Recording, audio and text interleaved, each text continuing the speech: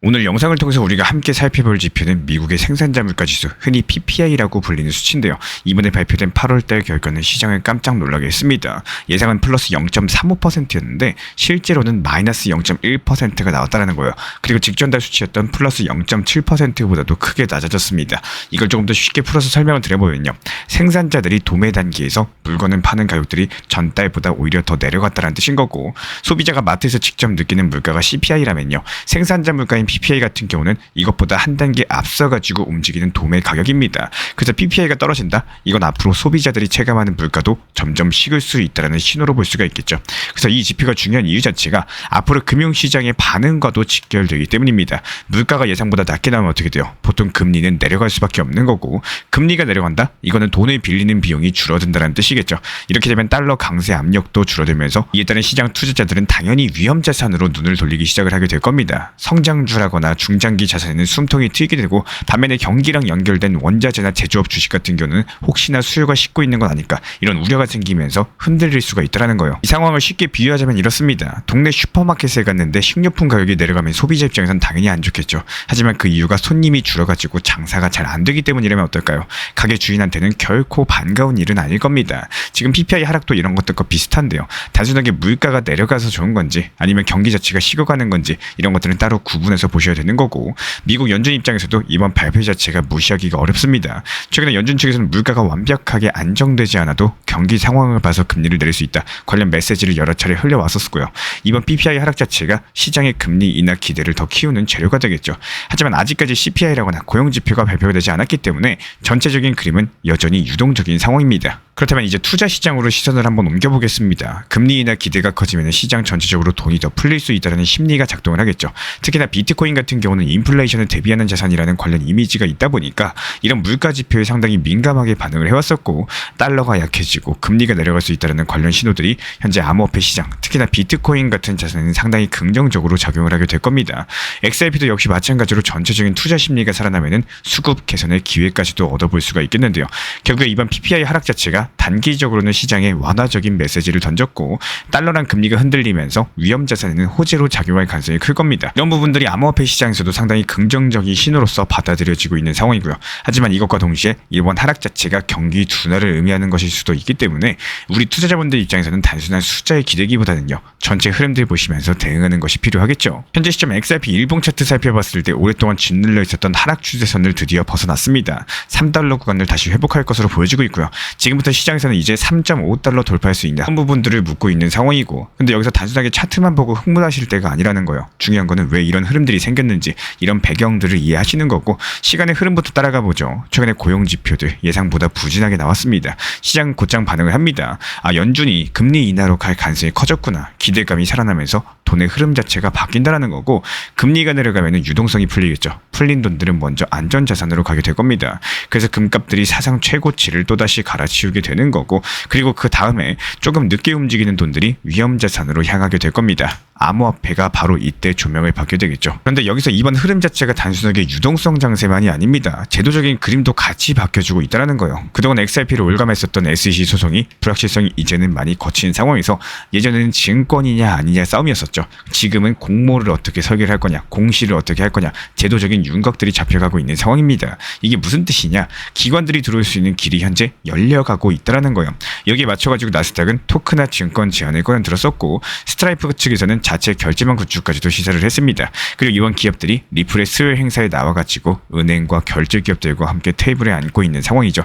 이런 자리들이 단순한 홍보무대였었다면은 이렇게까지 굵직한 기관들이 직접적으로 얼굴을 내밀 이유가 없었다는 겁니다. 그들의 제품에 대해서 실제로 쓸 수 있는지 검증해보겠다, 이런 실사적인 맥락이다, 이렇게 보여지고 있고요. 현재 시점 차트상의 3달러 회복, 그리고 추세선 이탈하면서 여기서 흔히 하는 오해가 있는데요. 이게 곧장 추세 전환을 보장하는 건 아니라는 겁니다. 차트는 신호일 뿐인 거고, 진짜 전환이 되고자 한다면 거래량에 붙어야 되고 실제 사용 데이터가 따라와 줘야 되겠죠.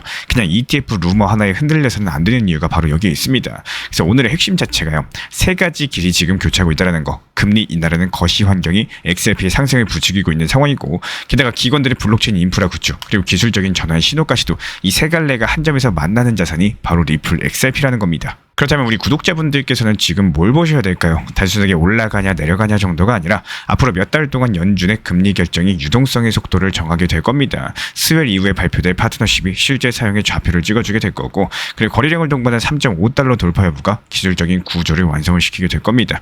이 세 가지가 맞물려야지만 리플 XRP가 진짜 추세 전환을 선언할 수가 있는 거고, 마지막으로 한마디만 드리겠습니다. 절대로 가격을 쫓지 마세요.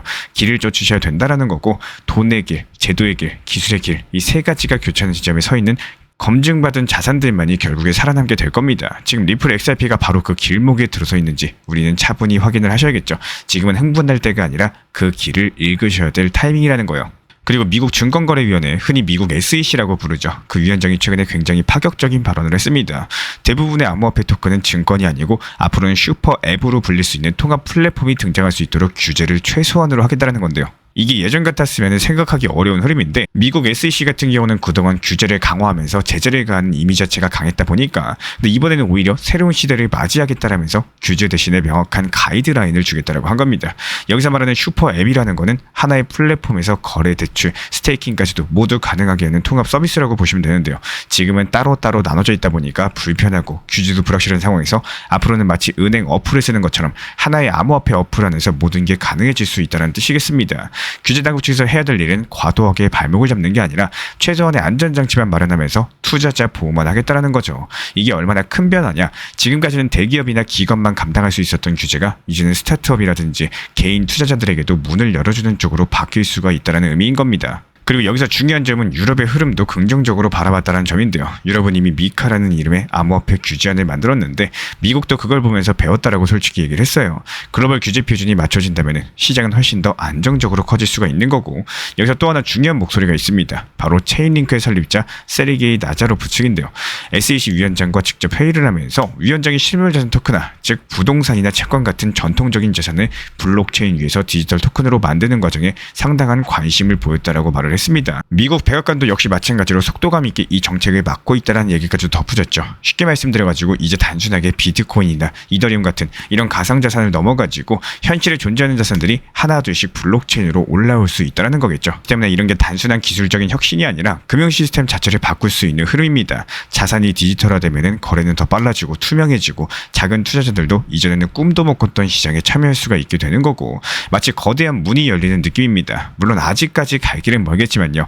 증권이냐 아니냐를 명확히 가르는 기준도 필요할 거고, 규제안이 실제로 시행되기까지는 시간 자체가 걸릴 겁니다. 하지만 큰 그림은 분명하다는 거예요. 미국이 과거처럼 제재랑 단속으로만 움직이는 게 아니라 이제는 혁신과 성장을 함께 고민하고 있다는 거, 그리고 이런 과정에서 토큰화가 핵심 키워드로서 떠올랐다는 거, 이게 앞으로 암호화폐 시장, 더 나아가서 금융시장 전체를 바꾸는 거대한 시발점이 될 가능성이 크겠죠. 그리고 리플에 대한 중요한 내용 외에도 오늘은 구독자분들께 조금 다른 말씀을 드려보고 싶습니다. 혹시나 이런 생각 해보신 적 있으실 거예요. 괜히 코인 투자를 시작한 거 아니냐, 차라리 리플을 몰랐을 때가 더 행복했을까, 이 투자를 끝까지 이어가는 게 맞는 걸까, 아마 속으로도 수없이 되뇌셨던 문제일 겁니다. 근데 저는 처음에 코인을 시작했을 때 그때를 다시 떠올려 봤으면 좋겠다라고 생각을 해요. 처음에 30만원으로 또 50만원 정도 수익이 났을 때 이게 신기하고 설레고 믿음이 가시지 않았을 겁니다. 이거 동시에 24시간 열려있는 시장에서 엄청난 등락까지도 경험을 하시면서 압박감과 기대감들이 공존하는 이런 복잡한 감정까지도 느껴보셨을 텐데요. 이 투자라는 게 원래부터 욕심을 내야 될 때가 있는 거고, 또 반대로 처음 느꼈던 그 작은 만족을 지켜야 될 때도 있는 겁니다. 사실상 30만원, 50만원이라는 수익도 절대로 작은 돈이 아니겠죠. 근데 어느 순간부터 리플 만원, 리플 5만원, 리플 10만원 간다, 이런 이야기들의 마음을 흔들리면서 지금 팔면 손해일 것 같다, 이런 생각들이 앞서게 됩니다. 그러다 보면 오히려 눈앞에 있던 알맹이 같은 수익들을 그냥 흘려보내는 경우가 반복이 될 수밖에 없겠죠. 저는 지금 같은 시장이 오히려 중장기적으로 더 오래 버틸 수 있는 현실적인 원칙 매매를 실천하기 좋은 타이밍이라고 생각을 해요. 그래서 늘 말씀을 드리는 것처럼 팔아야 내 돈이라는 거예요. 차라리 불안 이전을 통해 가지고 30만원 정도 수익이 났더라면은 그거는 내 삶을 위해서 쓰고, 아 내가 이 맛에 코인 시작했지, 이렇게 스스로를 다독이는 게 상당히 중요한 타이밍입니다. 그렇게 하셔야지 떨어졌을 때 다시 매수할 여력도 남는 거고요. 건강한 매매 습관도 이어갈 수가 있다라고 말씀을 드려요. 아무래도 최근에 시장 자체가 힘들다 보니까 리플에 대해서 부정적인 댓글들, 리또 속이다, 리플은 이제 끝났다, 이런 말들이 정말 많습니다. 하지만 투자 시장은 언제나 똑같아요. 부정적인 말이 많아질수록 시장은 바닥에 가까워지고요. 곧 반등의 포인트를 만들어 왔습니다. 반대로 리플 만원, 리플 5만원 간다, 이런 과도한 긍정이 넘칠 때는 오히려 고점이 다가오면서 단기 조정이 오는 경우가 많았습니다. 결국에 시장의 상승과 하락이 공존하는 구조인 거고, 하락 뒤에는 반드시 반등이 있고 또 상승 뒤에는 다시 하락이 찾아오게 될 겁니다. 이런 단순한 원리를 절대 잊지 마시고요. 욕심과 두려움에 휘둘리시기보다는 원칙 매매를 지켜나가시는 것들을 추천을 드리고 싶습니다. 지금 시점 코인 시장 흐름을 정확하게 정의드리자면요, 비트코인을 보시면 정답이 나옵니다. 차트 볼게요. 빗각 아래에서 힘이 없이 그냥 바닥만 지켜주고 있는 상황이죠.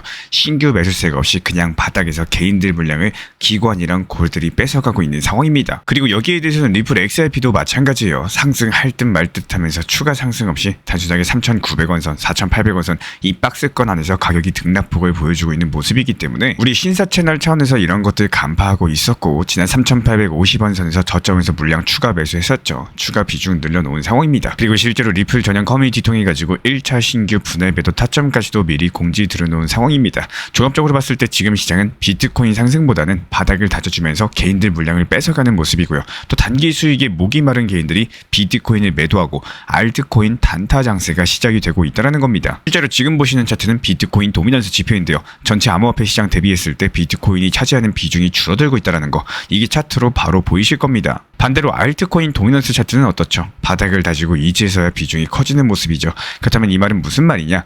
지금부터는 비트코인에 대한 개인들의 물량을 세력들이 가져가기 위해서 본격적인 알트 장세가 나올 거라는 거고, 개인들이 비트코인을 팔고 알트를 사게끔 장세가 연출되고 나서 알트들이 고점까지 상승하면 어떻게 될까요? 다시 비트코인이 상승하기 시작할 것으로 예상을 해볼 수가 있겠죠. 이런 시장 흐름들을 미리 간파를 했기 때문에 신사 채널에서 운영하고 있는 단기 타점 방통에서 여러가지 알트코인들로 수익을 내드리고 있는 상황입니다. 특히 지금 시장에서 주목하셔야 되는 거는 이더리움이 꺾였다라고는 하지만요, 그럼에도 불구하고 여전히 강력한 거는 이더리움 계열의 알트코인들입니다. 예를 들어가지고 레이어2 관련된 테마, 여기에서 이더리움 확장성 테마까지 또 겹쳐있거나 아니면 디파이라거나 합성자산과 안정성과 관련된 테마들, 그리고 앞으로 스테이블 코인이 뜰 거기 때문에 여기랑 관련된 테마의 코인들 위주로 현재 시세가 단기적으로 크게 나고 있는 상황이에요. 다만 여기서 주의하셔야 되는 게 반드시 매도 타점이 필요하다는 겁니다. 지금 시장 자체가 40%, 50%, 100%, 200% 이렇게 크게 상승하는 대불장은 아니죠. 짧게 단타로 치고 빠지시면서 그래도 5%, 또 많게는 10% 정도 이렇게 수익 내고 바로바로 매도하셔야지 그 다음 종목 준비가 가능하기 때문에 미리 매도 타점 정해두시고 목표가에 걸어놓고 주무시면은 잠을 자고 일어났는데 수익이 나 있고요. 계좌 잔고가 올라가는 경험들 하게 되실 겁니다. 그리고 한 가지 더 참고하셔야 되는 점은요, 내가 걸어둔 매도 타점 이 체결됐다는 것은 무슨 뜻일까요? 시장이 상승했으니까 체결됐다는 뜻인 겁니다. 그렇다면 여기에서의 후속 판단 자체가 상당히 중요한데, 여기서 후속 테마 코인을 다시 매수를 할 건지 아니면은 현금 비중을 보유할지 이 부분을 결정을 하셔야 됩니다. 시장이 추가 상승이 예상된다면은 당연히 후속 매수 타점으로서 바로 진입하셔도 되겠죠. 하지만 저희 신사채널에서는 그러지 않습니다. 무조건 시장을 냉정하게 바라보면서 진입을 하게 되기 때문에 종목 한 개 수익 실현됐다라고 해서 매번 똑같이 후속 타점 종목 드리는 게 아니라, 시장이 오히려 꺾인다라고 판단되는 경우에는 그대로 그냥 현금 비중 보유하시도록 하시면서요, 시장이 다시 눌렸고 다시 충분히 하락했을 때까지 기다렸다가 저점에서 다시 매수 타점 드리고 있습니다. 말 그대로 안 봐도 될 손실을 굳이 보실 필요가 없고 그냥 현금 들고 있으면서 기다리기만 하면은 오히려 더 수익이 난다라는 거고, 상승 시작하기 전에 매수하면서 또 하락장 나오기 전에 매도할 수 있도록 실시간 정보 받아보고 싶으신 분들은 현재 보시는 번호로서 문자 신청 주시면은 입장 도움 드리도록 하겠습니다. 현재 제가 안내드리고 있는 정보방 입장에 대해서 관심이 있으신 분들이 최근에 많아지셨습니다. 간단하게 한번 설명드려보도록 하겠습니다. 먼저 항상 무슨 일이 있어도 업비트, 빗썸, 현물 매매로서만 안내드리고 있기 때문에 원칙 매매를 잘 활용하시는 것들을 추천을 드려요. 이 세 가지 방으로서 안내를 드리고 있는데요. 첫 번째로 가장 구독자분들께서 관심 있어 하시는 리플 전용방입니다. 리플 전용방에서는 말 그대로 리플에 대해서 집중적으로 단기 고점과 저점, 그리고 장기적인 관점에 대한 타점과 리플에 대한 시장 브리핑을 안내드리는 방이고요. 이 리플 전용방에서 안내드리고 있는 정보방 타점으로 단기 고점과 단기 저점에 대한 타점을 활용을 하시되, 신경 쓰는 매매가 아니라 목표가에 미리 걸어놓고 미국 시장이 활발한 새벽 시간대 혹은 업무 시간대도 신경 안 쓰면서 수익 실현과 저점 추가 매수 타점을 활용하는 방향으로서 안내 도움 드리고 있어요.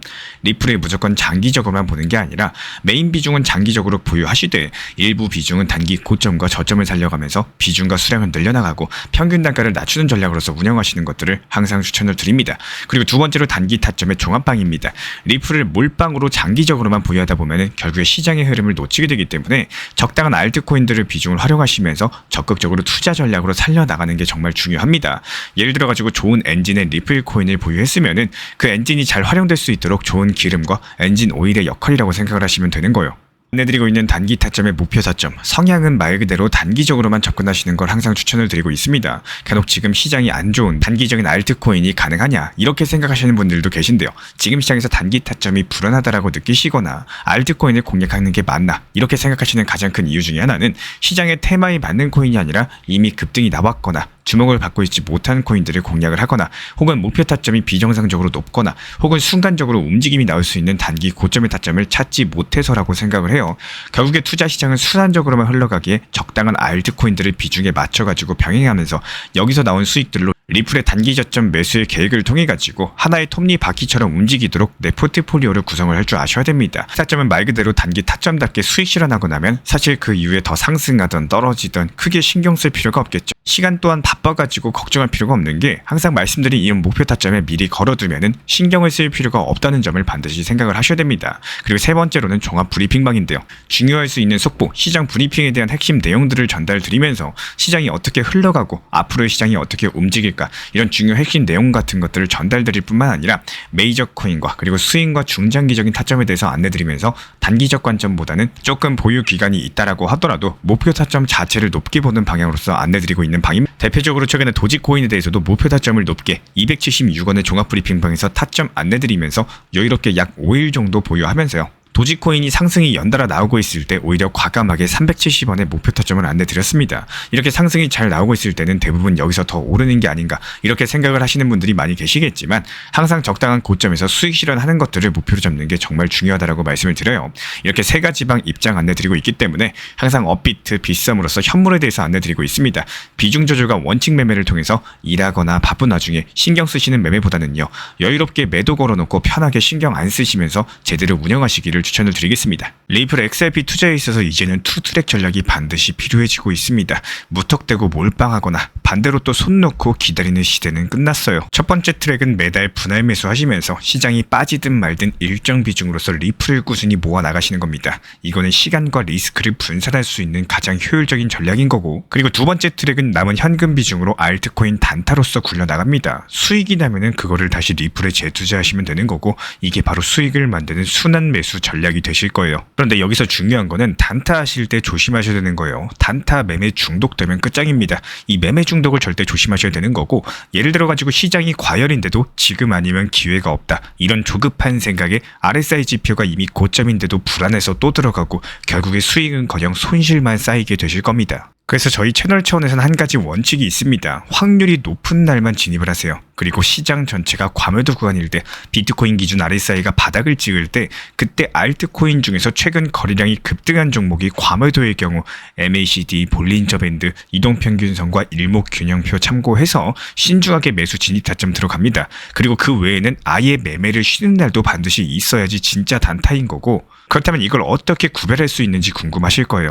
여기서 챗 GPT가 등장을 합니다. 저희는 챗 GPT를 단순한 도구로 쓰지 않습니다. GPT한테 오늘 확률 높은 진입 타이밍이냐 이렇게 물어볼 수 있게 맞춤 프롬프트를 사용을 하는데요.